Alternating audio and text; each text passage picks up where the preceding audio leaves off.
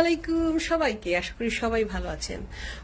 মাঝে মাঝে আমাদের জীবনে এরকম সময় আসে যে কোনো কিছুই রাইট যাচ্ছে না, এভরিথিং গোয়িং রং, রাইট?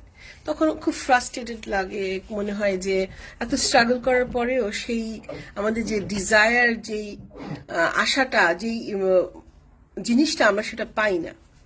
তো হতাশ হবেন না, সবসময় মনে রাখবেন যে স্ট্রাগল টাইমটাই হচ্ছে বা অসময়টাই হচ্ছে আমাদের প্রিপারেশন টাইম।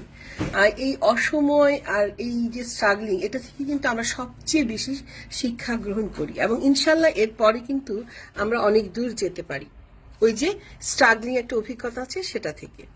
তো পুশগাড়ি কখনো দেখেছেন? পুশগাড়িতে আমরা কি করি, যে ছোট ছোট বাচ্চাদের সব পুশগাড়িগুলো আছে না, আমরা কি করি, প্রথমে পিছনে নেই, টেনে পিছনে নেই কয়েকবার, তারপর ছেড়ে দেই। তখন কি হয়, সেটা অনেক দূর চলে যায়। সেই পুশ যত বেশি পিছনে পুশ করতে পারি সেটা অনেক সামনে চলে যায়, তাই না?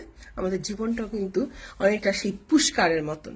আপনি পেছনে অনেক সময় সামনে, বেশি সামনে যেতে হলে, বেশি এগিয়ে যেতে হলে, বেশি সাফল্য পেতে হলে অনেক সময় একটু পেছনে যেতে হয়।